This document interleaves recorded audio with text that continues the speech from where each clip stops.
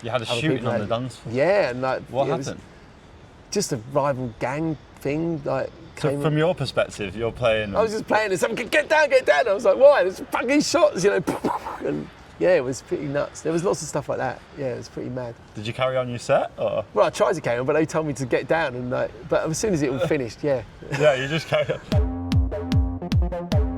And I still remember it now, like a couple of those parties, seeing like some of the guys like just munching away on ecstasy. Oh, fucking hate techno. We like you lot, but fucking hate techno. We go, you love it really? They go, fuck off! No, it's punk as fuck still, you know, to the roots of their core, even after 5 pills, and obviously tapping on their feet, but trying to stop it. Like, no, I don't like it. Fucking hate it. So, you know, I think the first times you have it are all, obviously it's a pure experience, you know, and I think back in those days, it was such a unique. I mean, I remember like going to buy some hash, and he goes, "You haven't had an E yet. You've got to buy an E." I can't afford an E. Like, you know, it's too expensive. How much is that? 20 quid? Yeah, something like that. But still, so when I bought one off him and then had it, I was like, "Yeah, of course I can afford it. I fucking give us 10." Yeah, I want more. You know. At London's Barbican Centre, I was with Chris Knowles, better known as acid techno veteran Chris Liberator. He makes up 1/3 of the Liberator trio, alongside Julian and Aaron Liberator. We were here to visit In Pursuit of Repetitive Beats, a VR music documentary about acid house. I wanted to get his take on that, learn about his punk roots, and how he helped pioneer the acid techno sound. And hear some stories that only an underground DJ who's been on a mad one for 35 years can tell. Right, Chris, thanks for speaking to me. So we've just done the VR thing, but we'll get onto that in a bit. But first, you have said in a previous interview that punk changed your life.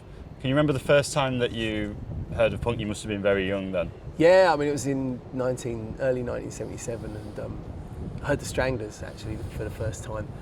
And yeah, it was, they had a single out called Peaches, but the other side was called Go Buddy Go, and those days they used to play, it was like a double A side thing, and I remember hearing both sides of the record on the radio and just thinking it was the best thing I'd ever heard.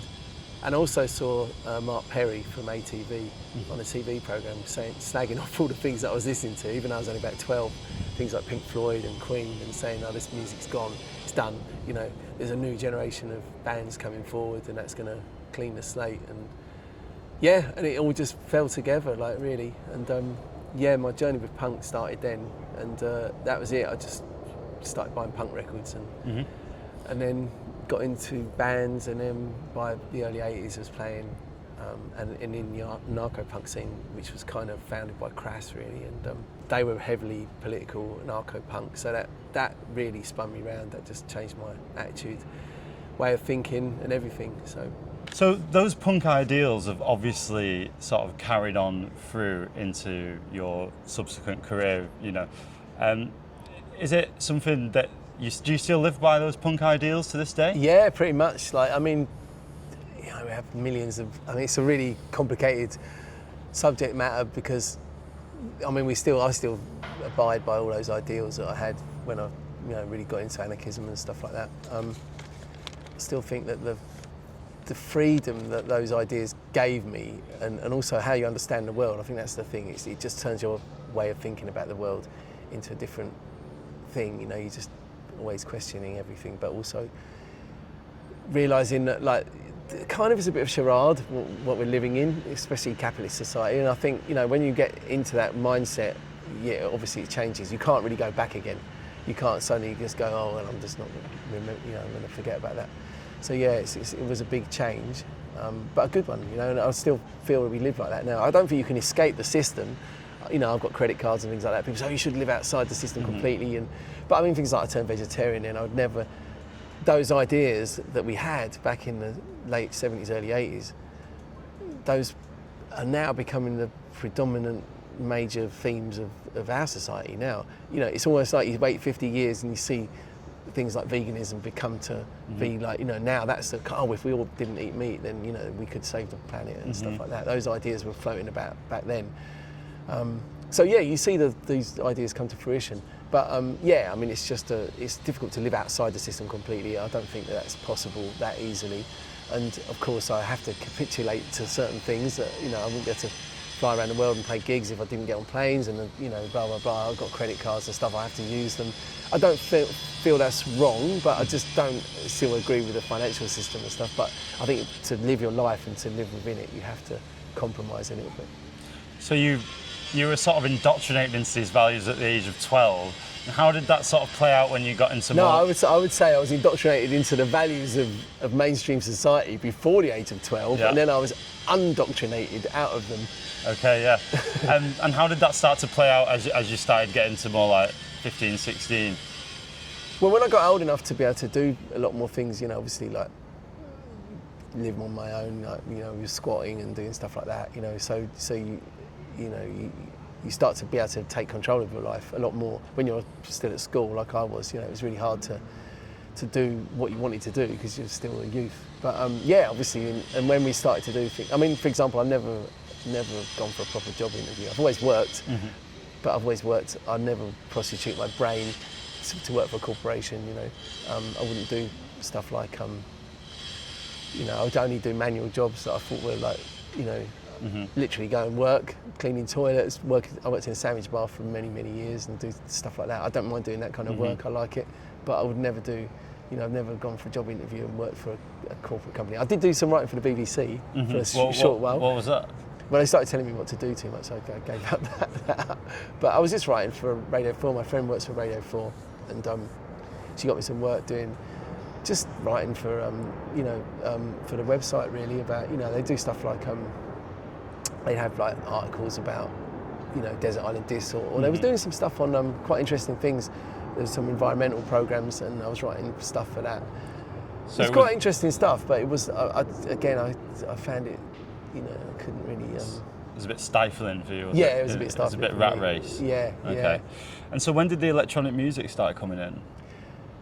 Well, I really liked electronic music because punk was punk is a really broad sphere of music. Like, you know, it's like saying rock music, you know, there's so many different kinds of rock music, and punk, very soon after 1977, 1978, the initial burst of punk, it started to get more like all electronic music has, you know, it's got really, you know, punk became lots of different things, but it also gave way to the kind of like the DIY thing, and DIY, you know, really cheap synthesizers were being made. There was a lot of things like Daniel Miller, who started the Normal, who started Mute Records. Those kind of labels came out of punk because they were DIY, independent labels, and that also started electronic music. So there was a lot of people like Cabaret Voltaire, a lot of really, really very small, unknown like electronic pioneers that also came out of punk.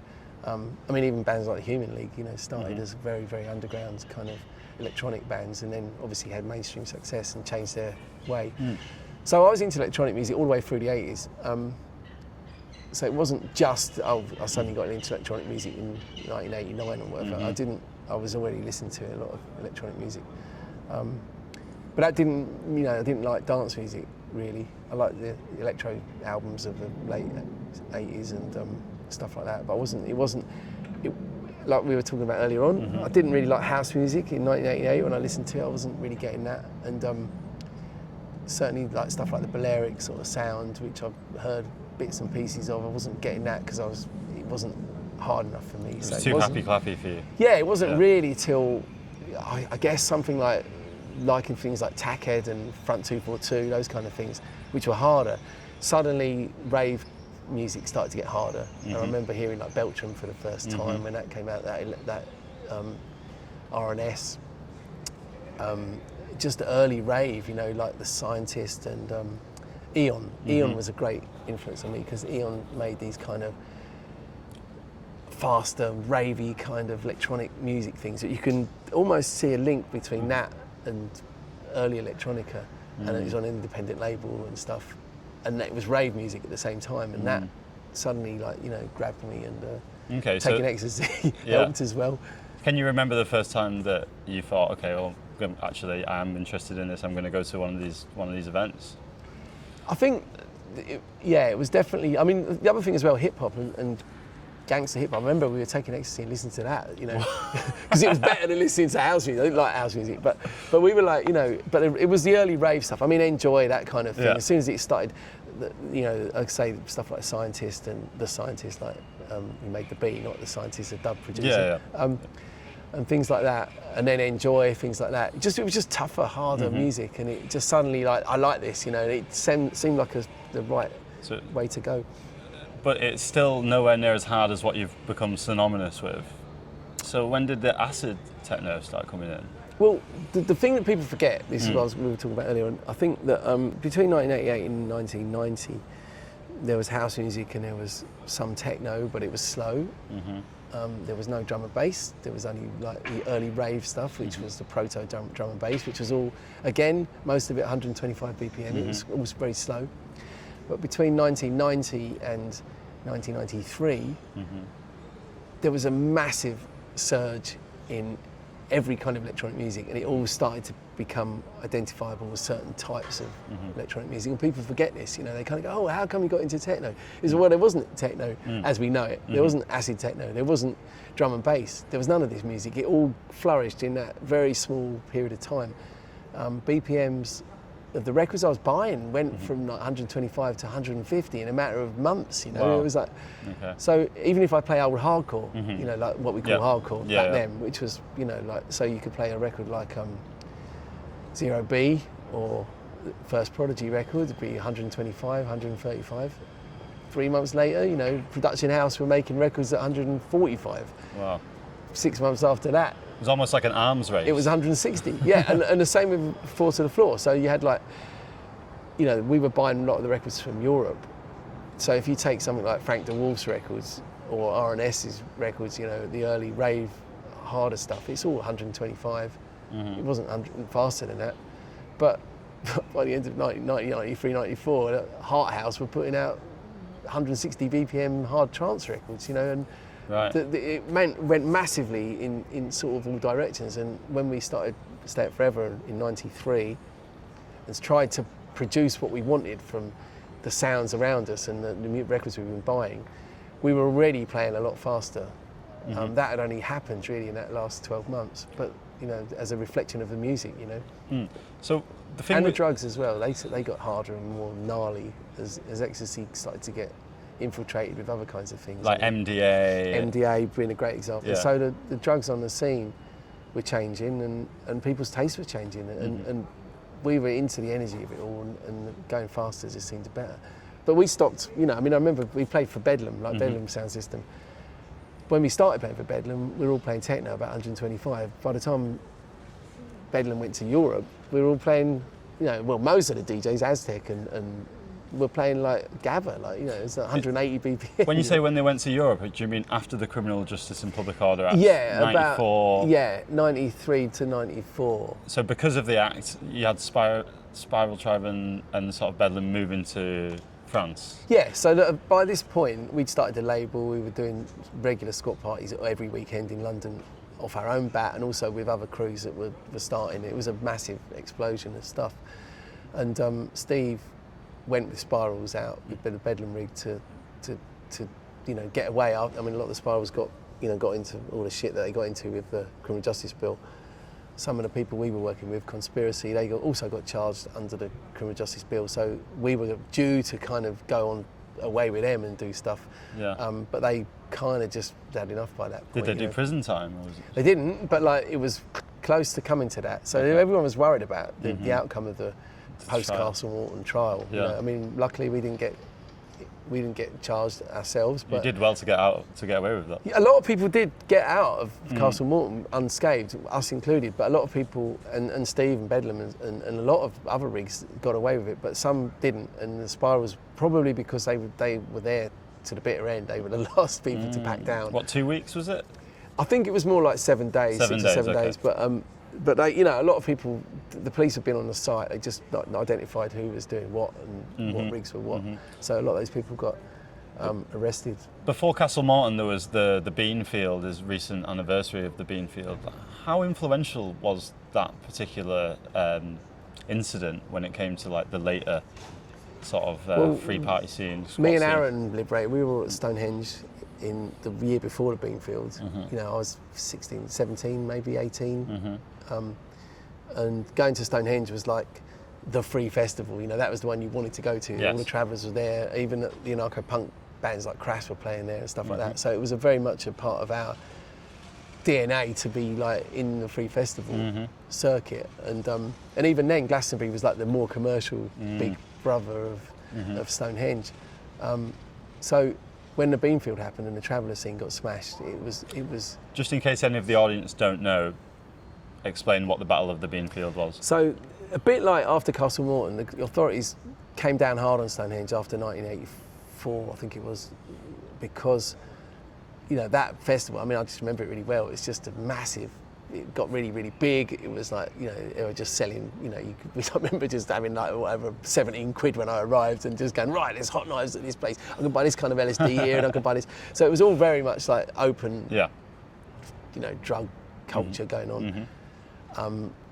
It was a lot of people that the authorities didn't like doing something for free. So you had the New Age travellers, you had the anarcho-punks. What other tribes were in there? That was pretty much it, really. And a load of like just people like us that were kind of floating around, sort of like, you know, it was very much like a, you know, the free festival scene was very much still a traveller-based thing. And there was a lot of people becoming travellers and just, so that was when you got this like New Age traveller as opposed to just travellers as in the more gypsy community kind of travellers. But yeah, obviously, then in the year after that, they smashed the convoy, which was the people that really had, you know, were going around on this free festival circuit. So they forced them into a field, essentially, didn't they? Just basically Thatcher's government at the time were like, you know, everything is always from the top to the bottom. It was never kind of like, oh, the local police force wanted to do it.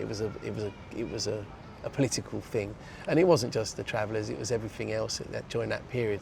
So we all, you know, Thatcher's Britain was pretty draconian in terms of the way that they used the police and the forces of the state to And they'd only just finished with the miners, right? Yeah, so they fucked the miners, they fucked the travellers, they fucked everybody really that they didn't really want in their new society, you know. And so yeah, and then of course a decade later they fucked the ravers when it all started to come back again, because, you know, it was a natural kind of like thing, because the Free Party and Squat Party raves that were going on at the beginning of the 90s suddenly found a home with the travellers who were really into rock music and hippie kind of stuff, you know. That wasn't really their kind of bag at all. So there was, you know, even when the free festivals started to have techno, there was a lot of travellers that went into that. But most of them came round, and the whole thing was a very interesting symbiotic sort of amalgamation. Yeah, and ultimately the norms and values that underpinned all of these different types of cultures were all very similar, weren't they? It was very anti-establishment, for instance. Yeah. Basically, when the police came in, they assaulted all the New Age travellers in the Beanfield and smashed all their homes up very ruthlessly, and it's well documented now that it was a terrible, like, egregious human rights abuse. So what happened after that? How did that lead to Castle Morton?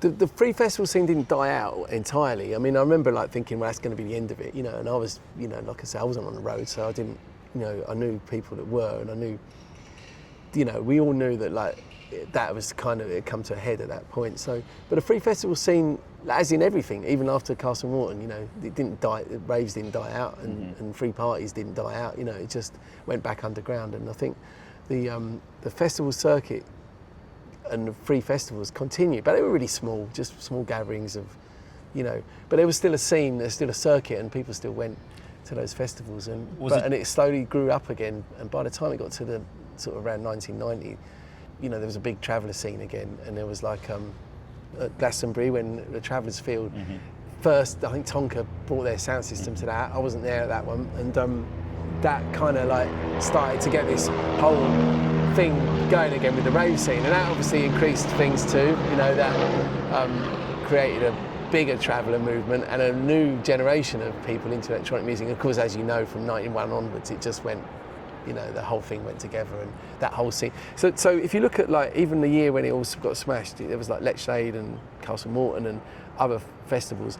Those were all regular festivals in the travelling community. So if you know, I used to get the flyers, they just say, oh, you know, these are the travelling raves, not raves, traveller festivals, you know, throughout the year, and there was a little flyer you used to get, and it would tell you which ones would be where.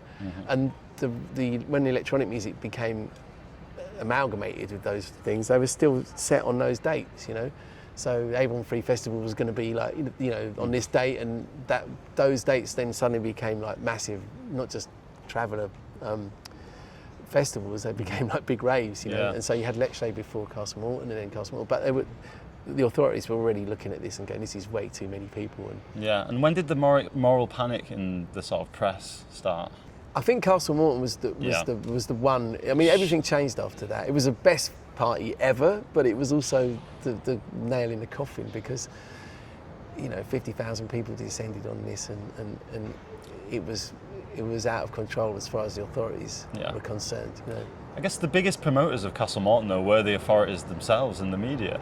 The media was, I mean, the thing is, there was 25,000 people there, and they showed it on TV, and every kid in the country went, I want to be there. So they all turned up, and that was when it just went insane. I've interviewed people before that said they were sat there watching TV, and they were like, hold on a minute, and then they were on their way there next. Yeah, exactly. So the thing we've just watched there was set in 1989. Was it around then that you originally got together with Aaron and Julian? 1990, I think it was, when I first met Julian and Aaron. And were you straight away Liberator, or did you? Not at all. Like, Julian had a squat in Stoke Newington. And my partner at the time, my girlfriend, she said, "Oh, my cousin Julian has just moved down from the West Country, and he's squatting, you know, quite near to where we were living." And I wasn't squatting at this point. By this point, my squatting period happened in the mid '80s, and we'd kind of then got evicted from somewhere, and I had to move really quickly, and ended up renting a place, and ended up where we were living in South Tottenham. And so Julie was like, "Oh yeah, we've got to meet up with Julian. He's just moved down from the West Country. He's living with a bunch of travellers in a squat in Stoke Newington." And I was like, "Oh yeah, great." So I don't know how we met for the first time, but we did. And one of the interesting things Julian had was some records, because he'd been buying rave records, which was not common amongst that. You know, it's still very punk and all, you know, people into Hawkwind and whatever. And I'd been buying records, and I was like, "Oh my God, you like rave music as well?" I didn't know anyone else that did, you know. I've just been buying all these records, I've been making tapes for people, I've been, you know, really loving it. But so we were like, suddenly just had this common ground, and because he, you know, was pretty much buying records on his own and not really having anyone to sort of share this whole thing with. And then we were playing records at Julian's house one day at the squat, and of course before mobile phones and stuff like that. And then this person just knocked on the door and came upstairs and saw us and goes, "Oh, you know, I'm Aaron. Like, I live in another squat in Stamford Hill, and I heard about you DJs that were playing, you know, techno on the squat scene, and I didn't know anybody like that, and I'm a DJ as well." And so he just turned up at the squat one day. We were like, "Well, we're not DJs. We just make tapes for people, and been buying all these records for the last few months." And that's how we met Aaron. And from that, Aaron had some decks, which was just like, "Wow, God, you've got turntables," and we'd never mixed before. And within a few weeks, we started to plan our first party and were they squat parties? Yeah, the first one was in Julian's squat. Had a hole in the floor. They cut a hole in the floor. Had punk bands in the basement. We did the rave on the first floor, and then there was a garden with a gyroscope, and so I think quite a few hundred people came to it. And we did a couple there. Then we did one in Mentmore Terrace, which is where Bedlam went on to live a bit after that. But we found this squat there. We did a party there, and I mean, it just went from there. But we didn't actually call ourselves anything. We were just, the three of us just DJ'd at those parties. And then we did a party which we made a flyer for it, and it had like a spaceship on it, and the spaceship was it was a picture of a spaceship which we got from some magazine that had an advert for Blake 7, which was some cheap sort of sci-fi, BBC sci-fi show. Oh, like Doctor Who sort of? Yeah, it was a bit like Doctor Who, and it had this spaceship, and the spaceship was called the Liberator. Okay, that's where it came from. Yeah, and we called the party Liberator, and then everyone was like, "Oh, you're those DJs from Liberator, from that Liberator party." So you ran with it? Yeah, we didn't really intend to call ourselves Liberator. I hate that. I hated it. It was like, "Chris, that Liberator." It was all this kind of like stuff. I didn't like that, but the name stuck, so it was like, "Oh, you're Julian and from Liberator, or Aaron from Liberator, or Chris from Liberator," and then it was, "You're the Liberator DJs, or you're Chris Liberator, Julian Liberator." It just became synonymous with us, and it wasn't anything that we engineered. We didn't say, "Oh, we're going to be called Liberator." Well, that's what happens with nicknames, doesn't it? You don't choose your nickname. Your nicknames get chosen for you usually, don't they? You mentioned flyers there. Were flyers the main way of promoting something Absolutely. like that? I mean, when it got later on, I mean, we didn't just stick with doing squat parties. We were quite, we played for a lot, you know, as soon as we started DJing, we sort of knew a lot of people, and so Conspiracy came to one of our parties and said, we want you to be the DJs for our rig and everything, and so we were doing stuff with them for a bit, but then, as I say, they got prosecuted at Castle Morton and they got cold feet about it all. Matt had a massive tent, and we had like loads of backdrops and all sorts of stuff from our parties, and obviously the DJ stuff, you know, we had decks and we could all play different kinds of music. So were flyers the main way of promoting flyers, it, yeah. or was it pirate radio or a combination? No, we pirate radio didn't really exist on our scene, and we listened to it all the time. I mean, we were from North London and Hackney, you know, which had loads of pirate stations. But that was, again, more that proto drum and bass scene, and it wasn't really the kind of scene that we were on. So, but we were doing we were playing for lots of different crews, and it really exploded within our scene. So, you know, obviously we knew Spiral with Tribe, and we were playing with Bedlam, but there was other crews like Urge, Zero Gravity that we'd met full on, another squat crew who later became Coast. From that went on to do the Stubnitz, the boat out in Europe. He was running stuff on that. D.A.V.E. Did one of the first records on Stay Forever with us, and I ended up living with D.A.V.E. and he became part of our crew, and they were doing squat parties. And everybody would hear about everybody else's stuff just through flyers. I mean, they were some on our scene, very basic. Just, you know, you get a A4 sheet and you photocopy it and you just cut them into So 4. people hand drawing them or cutting things out of magazines? Yeah, just cutting bits of news clippings out of magazines. I mean, they were very basic. If I showed you the kind of flyers that people were doing, you know, especially for squats and stuff, you know, often you just have an A4 sheet and you literally have a piece of paper that big, you know, tiny. You'd have like 12 on a sheet, or, I mean, the most common would be an A4 sheet cut into 4. That was normally the kind of flyer that you'd have, and it would just be a photocopy picture and a few bits of print, you know, telling you where it was, often without much more than a phone number. Right. Like it, you know, the same way the big raves were doing it. Yeah. And these would be distributed outside other parties, or just... Yeah, as we got more into, because we were doing squat parties, but also doing a lot of stuff like, you know, we met Mega Dog, we started playing with them, and or Club Dog as it was then, and we were doing a lot of different things and we were also doing parties that were not in squats as well. We found this school in Tottenham where the guy that ran it was an old school, and it was like he was using it as a community centre. We had a lot of connections with people like that. It was, can you come and do a party here? We're not licensed, but you can get away with doing it, and we do it like for a £5 in or whatever. And then they'd get some of the cut of the door, and we'd be able to pay the DJs and do it really underground, like a squat, but without any licensing issues, like a club, you know. So, of course, you'd have to promote it, and the only way to do it was flyers. So we had this circuit of it's funny enough, today when I came out at Farringdon, it just reminded me of going to Turnmills. We used to go and fly at Turnmills, any of the clubs that were like kicking out in the mornings. Often we'd get up at 5 in the morning and just go and go, this party's on here, this is on. If we weren't out ourselves, which we often were. You would still go out to promote? Yeah, you might have to just go, right. Thursday nights were good, because then by the sort of 94, 95, there was like a lot of, there's things like Mega Tripolis that started. That was a massive thing at Heaven.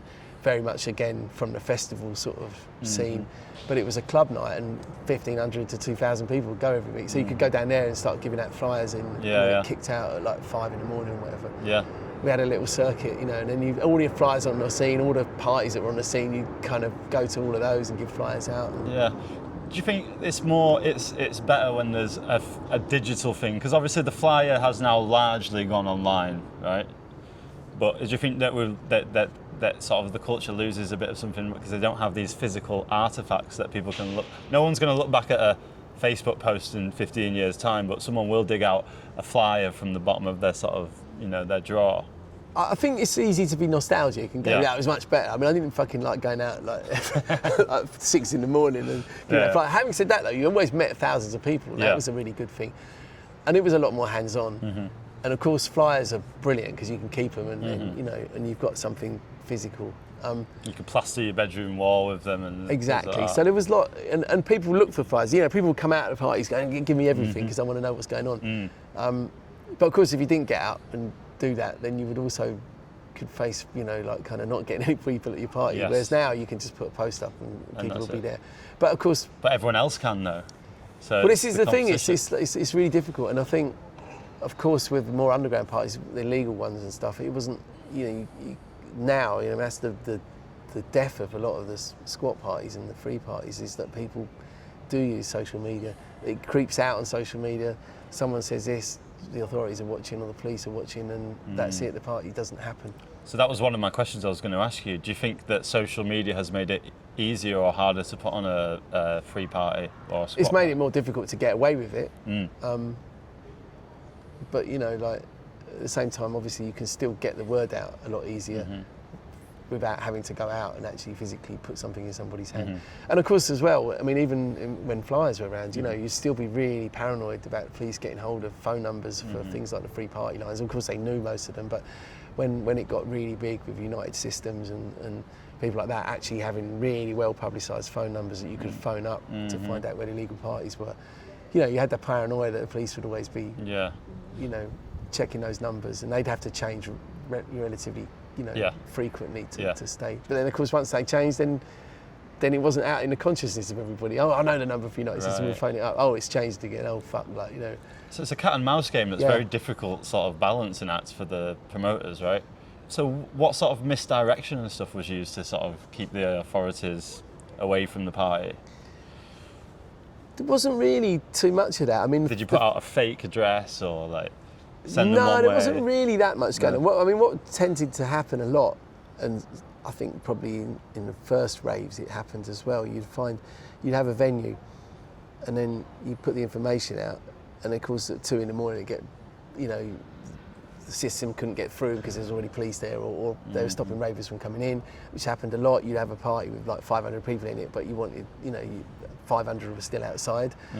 So sometimes, the venue would change, or it'd be a cat and mouse kind of thing. So sometimes in one night, it might not be till 5 a.m, there'd actually be a venue procured that was actually going to work, So it was, there wasn't really much point trying to do false things, because it was hard enough to get people to understand where it might be anyway, so there wasn't a lot of like well, let's put a false venue out or anything like that. It's generally just try and keep the one we've got absolutely secret until as soon as you've got people in there, and as soon as a lot of people came, it was hard then to stop the party, because they don't want to incite a riot or anything of that nature. And also what people forget is, like, at the end of the day, it's Saturday night most of the time.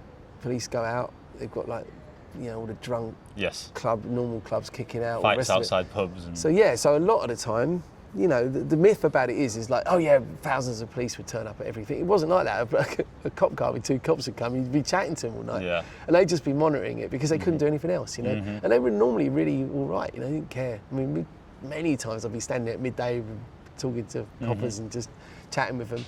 But then you get the times when 2 cars would turn up, then a van, and then another van, and they'd just be like, we're stopping the party. And you're just watching it happen in front of you, and you're talking to them going, I can see that this isn't going to, So there's certain mantras that are associated with the squatting scene or the free party scene. For instance, leave no trace is a big one, but also protect the rig. But what lengths would people go to protect the rig back in the day, or how did that work? Well, the thing is, it was different back in the day, because there was you still had the law on your side. So Section 63, you could squat building, and technically the police wouldn't then, once you were in, they couldn't actually evict you until they got an eviction notice. Now that's not the same, so it's much more difficult now, and people do have to think a lot more about the rig. The rig was, having said that, we did a couple of parties, say with immersion, which Laurie, when he was doing the rig, that got impounded a few times. And yeah, that was, you like I say, you weren't really thinking that was going to happen, but when they used noise abatement, which was one that they used a lot back in the day, even after Castle Morton, they didn't really use the criminal justice bill. I don't remember the criminal justice bill being used at all on any squat party to stop it. It was always noise abatement or breach of the peace or some other kind of thing. But the noise abatement was tricky, because they couldn't, I don't think they could stop the party necessarily without a massive amount of police. So often they'd let the party go on and then come back when it was all finished and everyone was asleep, and the rig is just standing there, and then they could impound the rig and take it, which was big blow. Yeah, of course. There was a record called Hackney Council, a bunch of cunts. Yeah. that Really? Laurie released on Route Master.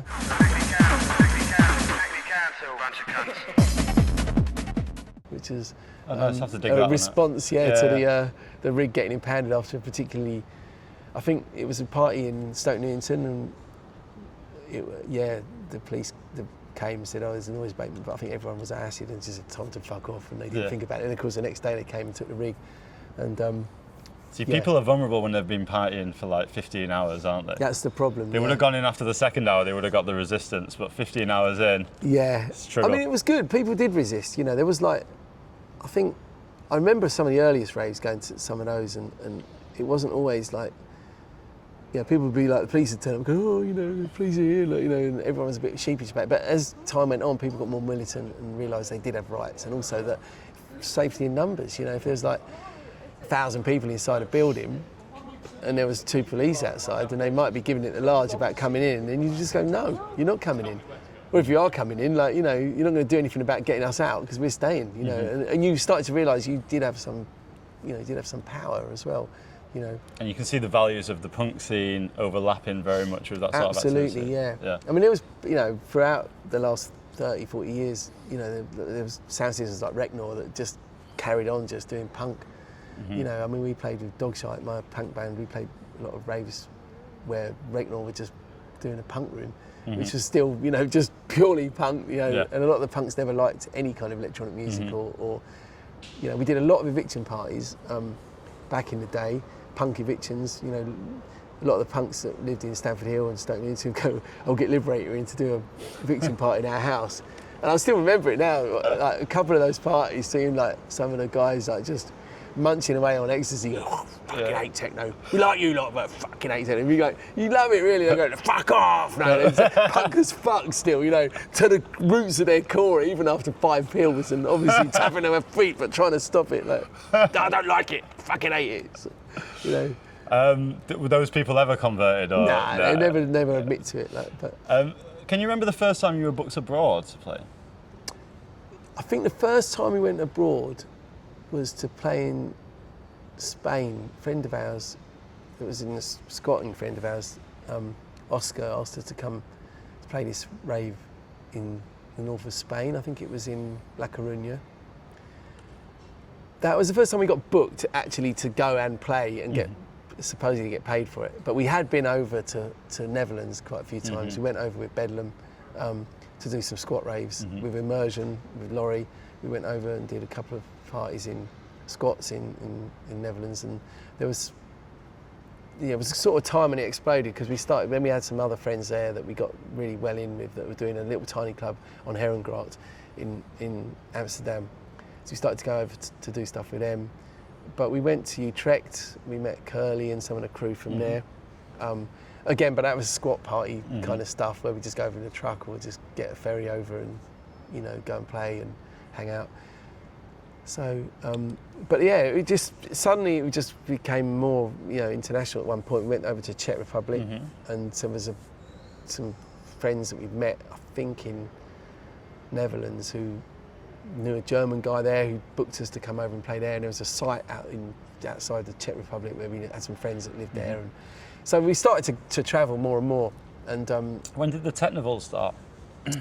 We went over to one of the first couple of Teknivals as well, but that was interesting because that was a turning point for us, because Steve, although he wasn't Spiral Tribe, he was Bedlam. He knew Spirals really well, and when the Criminal Justice Bill, the results of the Criminal Justice Bill, even before they'd happened, the Spirals had already gone over to Europe. And Steve was kind of, oh, maybe I'll take the rig out to Europe, and we were like, well, maybe we'll come with you. You don't know. But in that interim period, while the trial was going on, we'd started our label, and the squat party scene in London was just, it'd gone from good to fucking amazing, and we were like really in our element. But it was still dissent even between the three of us. I think Julian was very much into let's get a rig and go away and do stuff. But me and Aaron were a bit more kind of like, look, we started the label.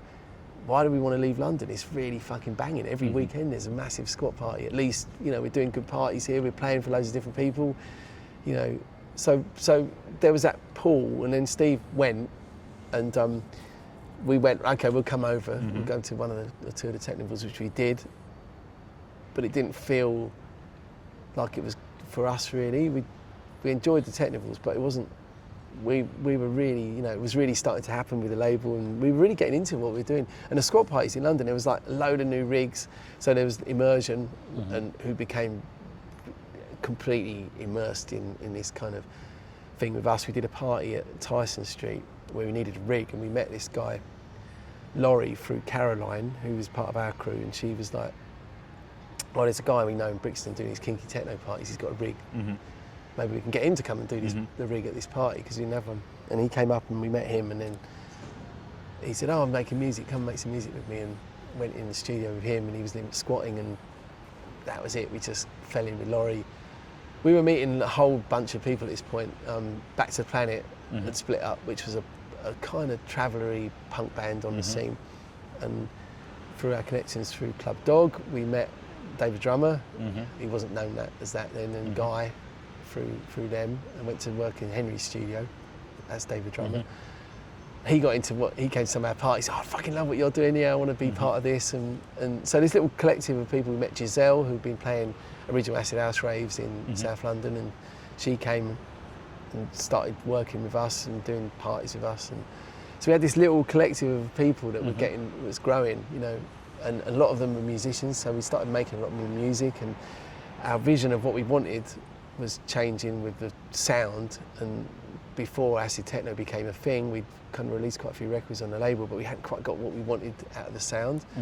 And with this greater group of people, we started to construct the records we really wanted to make, and they had the same ideas as us. And so suddenly we had like 10 musicians all making music. Suddenly we had a 303 finally. We had like different studios and different combinations. So Laurie started Rootmaster. There was another guy who met Smitten, Steve. And it all came together. It all came together. Yeah. Then we met Chocky, and Chocky's tunes became the place where we were buying our records, and we started doing stuff on his label as well. And so suddenly there was this flourishing scene. And new rigs come in, like there was Gibber, who actually did a squat party the week the criminal justice bill came in, and we went to that and played, and it was a week after it came in, or a week before? Literally the weekend after it came in. We were like, this is going to be the, you know, is this going to happen or Which not? way is this going to go? Nothing happened. Nothing happened. 1,000 people or whatever. Was the criminal justice bill more about signalling to Middle England, we are sort of trying to get this in hand? Or was it more about practically trying to stop these parties happening? I think it, you know, because the criminal justice bill, we were always joking about it, because I remember the Labour Party got in and they played Things Can Only Get Better in the middle of the street. We're like, fucking do them. That's the criminal justice bill there, right there. Repetitive beats in the street. Well, it's like, do you know, during the lockdown, right? They had the Tories had a party in the basement, right? And there was over 30 people, and there was a DJ playing what I presume was repetitive electronic beats. So, but no one was saying that there was an illegal rave in Parliament, which legally there was. Absolutely, there was all these. We were constantly pointing out situations where. But it was only levelled at certain people. Of course, it was a deterrent more than anything else. I think the squad party scene in London went on unabated. I mean, we did parties around here, we did fucking parties all over London, everywhere, you know, not just us, but like loads of other rigs and loads of other people involved, and it was you know, sometimes 3 or 4 squad parties in 1 week, big ones, you know. And that happened every week, every weekend for decades, you know, without fail. It was only really just before lockdown when things started the law changed a bit and it got more and more difficult, that it wasn't absolutely, you know, there was people that lived here. There's all these Italians and people that come over for their like kind of sabbatical. I was spending 2 years in London selling drugs and hanging out in squats and going to squat parties. That was, you know, a thing. You know, people did that. You were telling me before about Russia when you went to Russia. That sounds like an interesting trip. What happened in Russia? So that happened because we were playing for Club Dog, which then the nascent Megadog started, and as Megadog grew, their stature became bigger, and there was a cultural exchange thing organised by the British something or other, and it involved taking a load of DJs to Russia and doing a week of parties in Moscow, I think it was, and some maybe in St. Petersburg, I'm not sure. And it was a massive lineup. I mean, Paul Oakenfold, all these different DJs, a lot of different sort of electronic music bands that were big. And Megadog got asked to take a bunch of people as well, and because Liberator were playing with them, they said we can take one of you as part of our crew, and Julian got nominated to do that, and he went. When they got there, like I said to you, Russia was just in the grip of, it was all black market, the mafia controlled everything. They all got there, got put in his hotel. Within about 5 minutes, the whole kind of thing got collapsed, and I just remember someone saying it was just like a bunch of 40, 50 artists holed up in this hotel, afraid to go out, and like all the gigs, the first night there was all these gigs organised, and then that all just fell apart. A few DJs went off to do them and then end up getting compromised and having to come back, trying to get back to their hotel, and I'm not going out there again, it's fucking mental. Julian, of course, was much more being from the free party scene and being a bit more of an anarchic. A bit rough and ready. More. Yeah, he went out, oh fuck it, I'm going to go out and find my gig anyway. So he went to this gig and he played, and it was all, no one got paid, it was all a bit sketchy, but he met some ravers. And they were like, come and play our party, come and do this thing with it, met us. And so he just thought, fuck it, I've got nothing to lose, I'm going to go with him. Yeah. Got in with all these people, forged all these connections. When he came back to London, he had a whole I've got met all these people, they're doing all these parties, we're going to fucking come over again and we're going to do it. Whereas everyone else got back going, I'm never going back to Russia again. Julian had we got this fucking great crew, I met all these fucking wicked people, I went out to do this thing and I didn't shy away from it, I just got involved. And so then that was it, we forged this connection, and then he said, right, I'm going to go back and then I'm going to bring, you and Aaron are going to come out and do this stuff. So we ended up going over, and it was pretty insane. So the raves were run by this guy Timor, and it was such a juxtaposition of things because, like I say, you'd be hanging out with a crew. Some of them had nothing, literally nothing. They were all still living. You couldn't buy a flat or rent a flat or do anything as a young person. All of it was still state-controlled flats that were only older generation of people had. The booming economy, as you know, a lot of the money being sucked out by the rich and the government officials, the corrupt government officials that pretty much took everything out of Russia and created these billionaire oligarchs that you hear about. And so Russia was mad. It was just like the Wild West. So it was unfettered capitalism in the rawest sense. So if you could make money, you could do it without anyone breathing over your shoulder. But if you couldn't, if you're just living a normal life, it was almost impossible. The state industries were all collapsing. There was people hadn't been paid for months on end and stuff like that. But of course, raves was an opportunity for people to make money. So Timor and some of his crew started doing these raves and were just successful and making money quickly. And of course, a bunch of creatives were involved in that. People like us, so we had this little scene there, and they had this little scene, and we got involved in it. It was a club called the Tunnel in St. Petersburg, which was the first rave club there. And so we were really lucky. We got involved in all these people. We had some truly mad and amazing adventures out there. Do you think that sort of sociological climate is ripe for things like, this sort of culture that we're describing? Yeah, I mean, it happened in a lot of places. Like I said to you, Venezuela was another place. So we were doing these raves in Holland with some squatters that we knew there. And one of those, Damien, phoned me up one day. So we were living at this point, we were living in a housing co-op flat in King's Cross. And a whole bunch of us were living in that flat. And we put a phone in there because we were getting a lot of offers of gigs. So we installed a phone. Within a year, that flat went, they said, you've got to give it back now because it's short life housing company. So no, we're not giving it back. And it promptly moved in about 1,000 other people, and there was about 100 squats on there for about a year. But we still had that phone in there, so we were there for about another year. During this period of time, we'd been going out to Holland playing some squat raves there. This guy Damien phoned me up and said, oh, there's some German guys we know. And I literally calling from a phone box, putting in the whatever it was, the Guilders at the other end. Yeah. And we were talking for about 5 minutes, and he said, oh, they're doing this psytrance eclipse party next year. This was probably the end of the 90s, and I can't remember, I think it was 98, and there was an eclipse going on in Venezuela. So this was 97, and we were he said, oh, do you want to come and play at this thing? They're going to organise this rave in the middle of nowhere, and it's going to be an eclipse. It's going to be brilliant. They want some techno DJs, and I suggested you. So I said, oh, I'm up for it, And then I remember him saying, "Oh, you've got to buy your own ticket." I was like, "No, I can't afford it. I don't have any money, and I'm not going to do it. But if you send me a plane ticket, I'll come." Yeah. And in those days, that was it. I never heard from Damien again. But a plane ticket arrived through the post. Just came through the post. Yeah, paper ticket, and off I went. And like I say, we're getting evicted from that place. And I remember going to play a squat party. I had my bag packed. We'd moved everything out of the squat. And I was going away for 2 weeks to Venezuela. I didn't know what I was going to come back to because I never knew where to live. But I thought, fuck it, I'm just going to take my records and go, see what happens. And that spawned another load of people we met. The rave was a total disaster. The Germans lost loads of money, but the Venezuelan crew that we met that was doing one of the sound systems that was powering it all, this little guy Odo, we befriended him. He loved acid techno. He was really into it, and Damien stayed behind after that. He didn't go back to. He met a woman and fell in love. Stayed behind. So him and Odo started doing raves there, and we all went back loads of times, and the whole massive rave scene happened from that acid techno rave scene.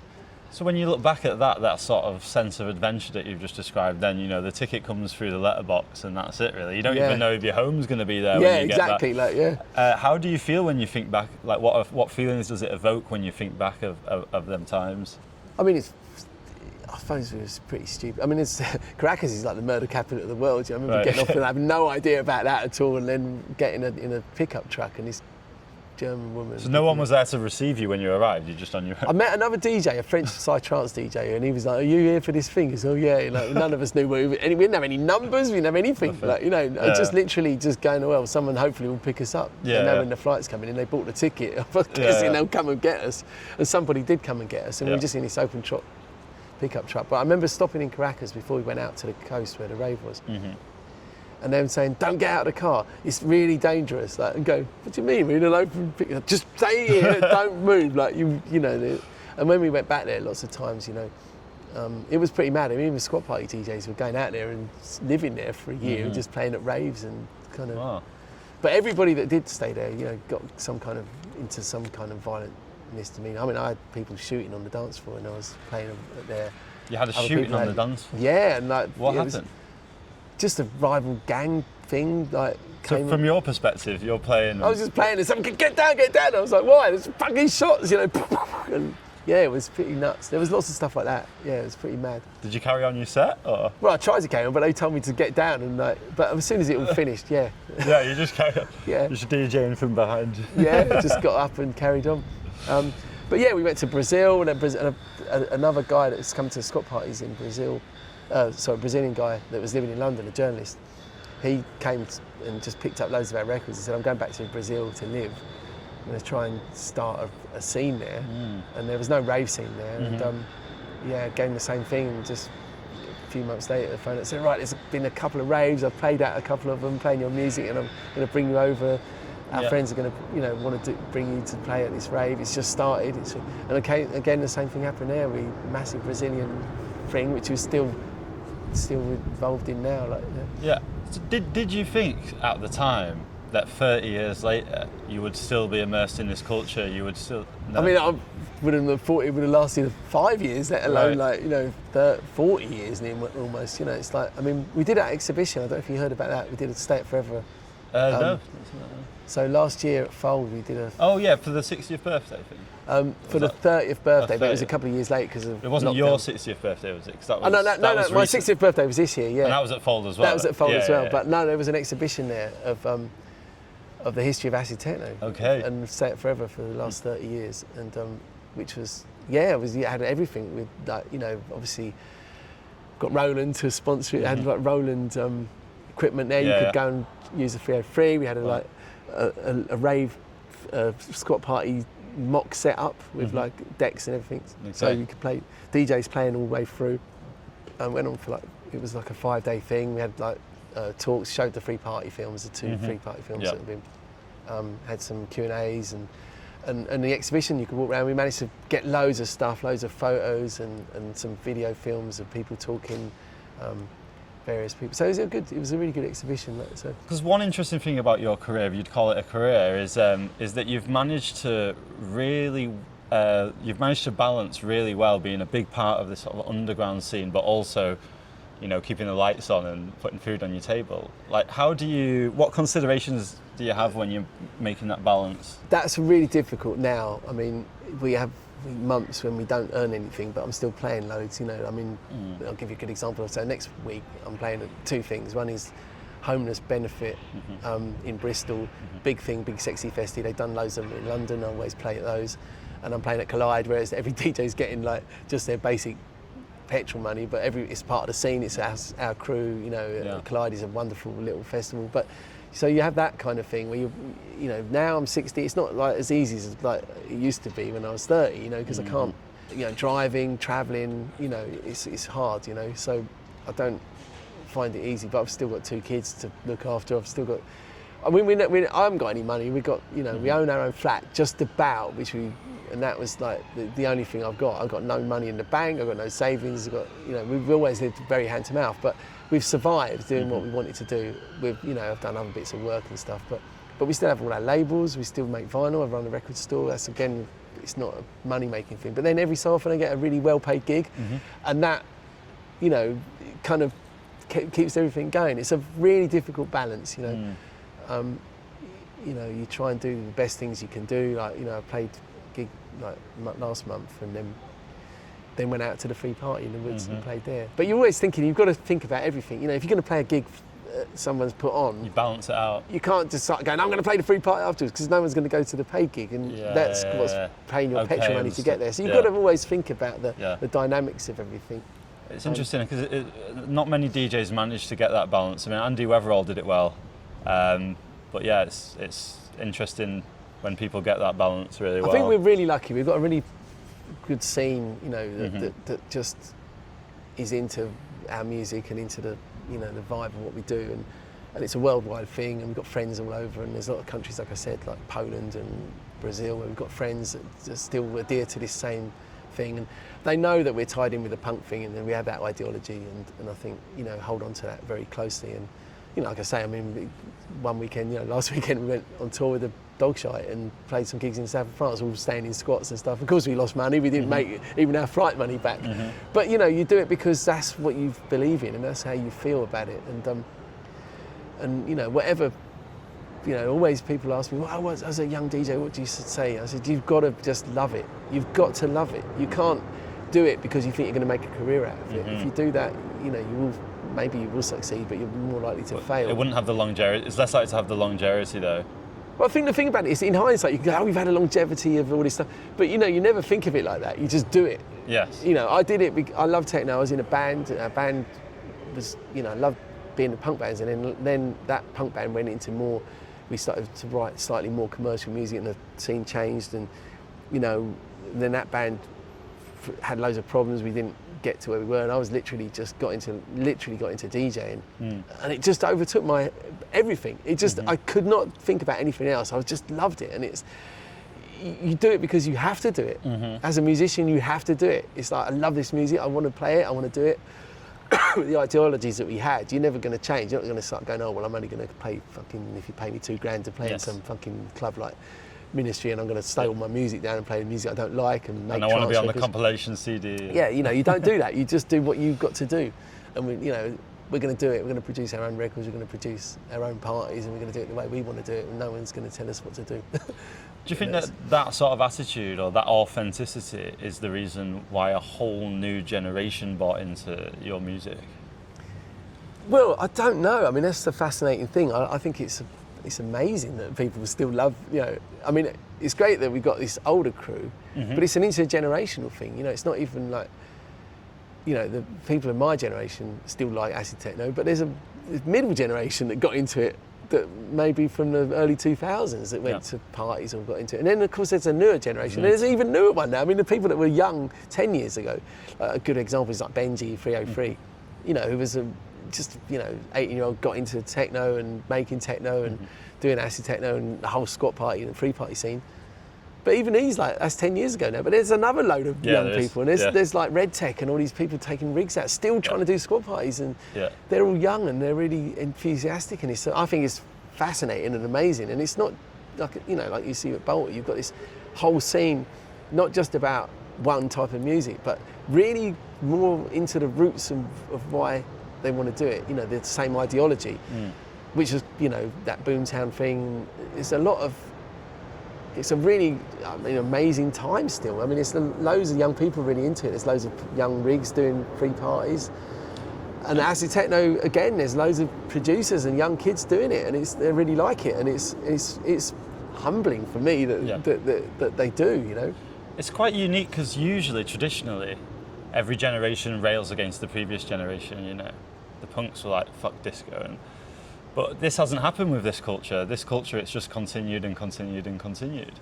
Yeah, I don't know why that is, but I think it's still a fresh and novelty thing, you know. They're still trying to do Teknivals and stuff and do this.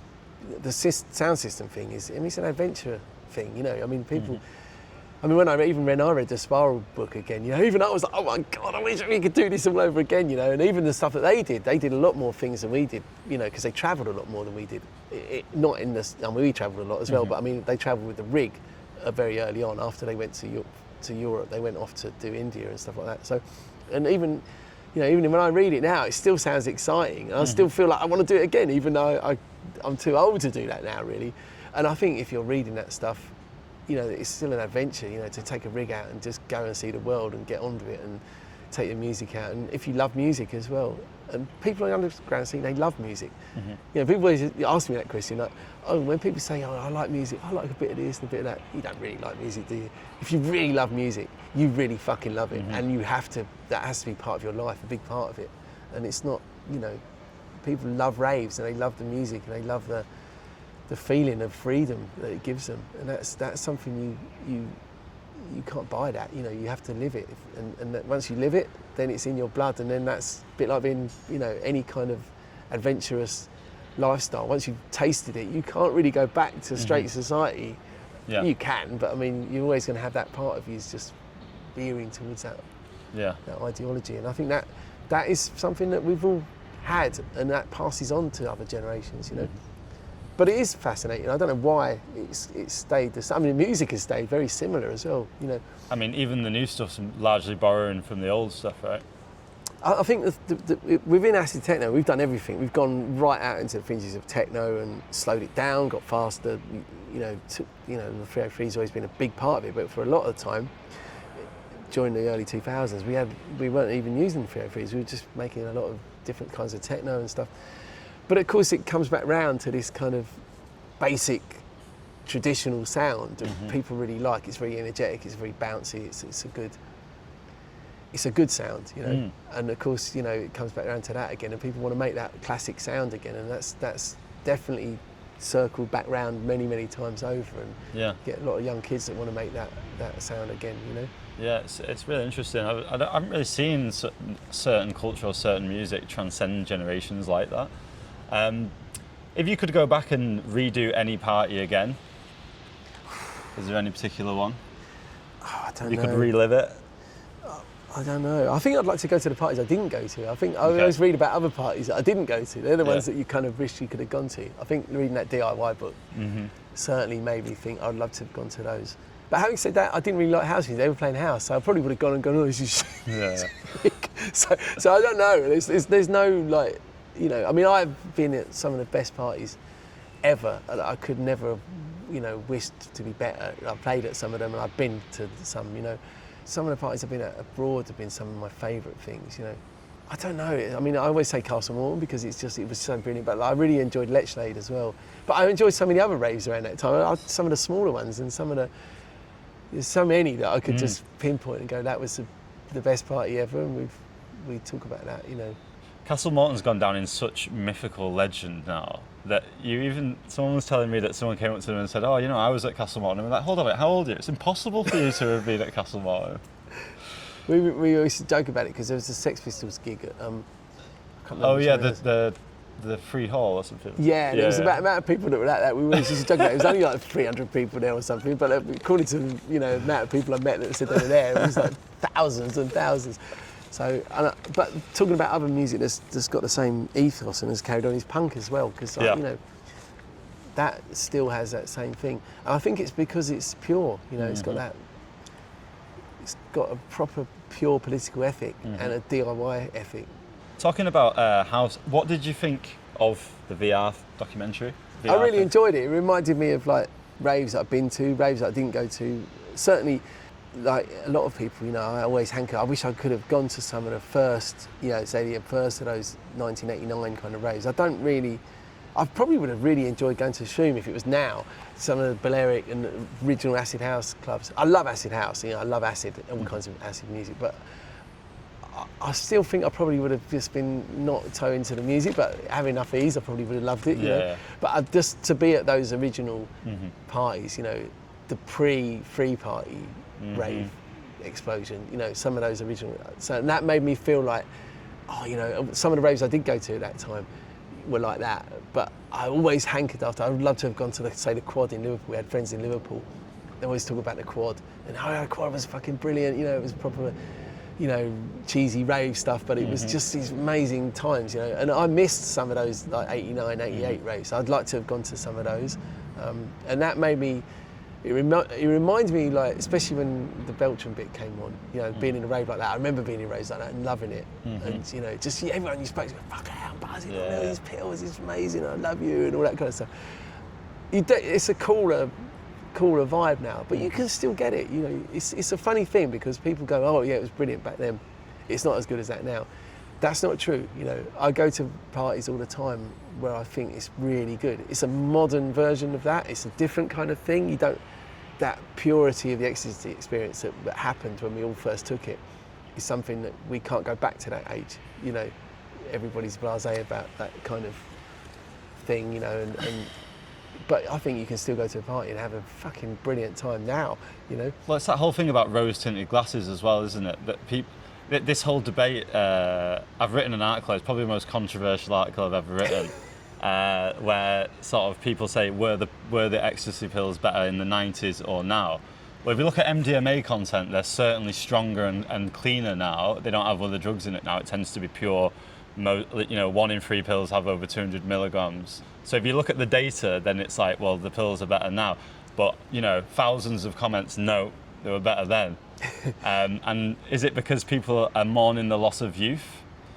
Or it's really difficult to know, because I stopped taking ecstasy regularly many, many years ago. And whenever I do it, very occasionally now, if I have a good pill, it still feels really good. But your serotonin levels get depleted as well when you're regularly using it. So I think the first times you have it are obviously it's a pure experience, you know. And I think back in those days, it was such a unique. I remember like going to buy some hash off the guy that used to sell me weed. Well, it wasn't weed then; it was always hash. But and he goes, "You haven't had an E yet. You've got to buy an E." I can't afford an E. Like, you know, it's too expensive. How much is that? 20 quid? Yeah, something like that. It's also when I bought one off him and then had it, I was like, yeah, of course I can afford it. I fucking give us 10. Yeah, I want more, you know. But it was such a beautiful experience, and it was such a unique, and you know, it was new for people. You know, it was like a new thing. You know, it was like now you can read about it, or you can find out everything you want to know about ecstasy. You can find out about it before you even take it. And, you know, you're going to be in a place where, you know, I mean, people were naive in a nice way, you know, but people are not naive now. You know, no one's going to go out and start going, oh, I really love you at a party. Yeah, we're going to, oh, I'm taking a pill, I'm feeling great, but like, I'm not going to fucking express myself quite like that anymore, you know. Because, and is that because you had the new music, new fashion, new drugs, new culture, everything collided in this like explosion? I mean, it's a mad phenomenon that all those things came together. I mean, I still find that kind of almost unbelievable that this music combined with this particular drug, which had been used extensively for all sorts of things before it landed in kind of the realm of electronic music. The fact that, you know, like I said, there's a lot of electronic music.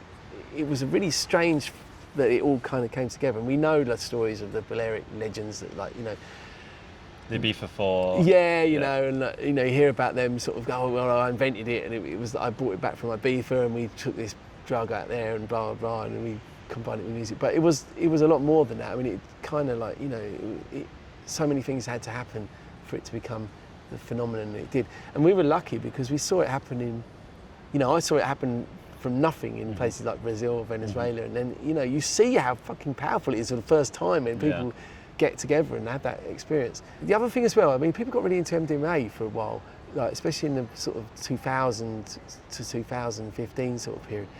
And I remember thinking like people were taking powder rather than pills. Yeah. And I think a lot of it was to do with the pills as well. Just the same way that you buy a product like, you know, if you buy ibuprofen and you buy it in one of those pills that's really expensive, it melts in your body faster and you get a much stronger hit of the ibuprofen and it's a much better painkiller. Right. But it's the same amount of ibuprofen in the pill as the cheap one you buy, which doesn't work quite as well. And I think there's a lot to be said. The binder, the starch, all that stuff. Yeah. And then a lot of people say as well, a lot of people have said to me as well, well, you know, there was other substances like the MDMA thrown in, MDA. Yeah. And so when you had a bit of MDMA, a bit of MDA and a bit of caffeine thrown in, that was the thing that made or it even that. speed, you know, like people say, we don't know. I mean, like the first pills I had felt like pure MDMA, but then when you have pure MDMA, like I say, if you have it in powder form, it always used to make me go to sleep. I never had any energy, whereas I have loads of energy if I took it in a pill. So was that the combination of other things? The only time I ever went to Ibiza, I remember we bought some pills, they were just definitely speed. You know, we just stayed awake for 3 days. But you didn't get the emotional effects? No, right. but you know, I don't think it's about the content of the MDMA. I think if you have pure MDMA and you're in a situation where the triggers are right, you know, you're going to have a much more effective experience, which is the same for any kind of experience, isn't it? You know? We were talking about red wine recently, and I remember reading a critic saying the best glass of red wine I've ever had is just sitting in Italy in the hills having a glass of table wine with some mozzarella and tomato. It's the context. Yeah, you know, and that is the best glass of wine you're ever going to have. And you know, but you might have a £500 Bordeaux, which has been crafted with the best grapes and the best terroir and all this, and you can drink it and go, it's amazing. But like, is that the best glass of wine you've had? Maybe not. You know, the half a pill with not that much MDMA, but in a rave where you've never had it before, in an experience, you know, experiencing this new music and everything else with the lights, that could be the most powerful experience of your life. And of course, you're going to go, oh, it was much better than you know than any pill I've had now and all the rest of it, because it was everything else going on. You know.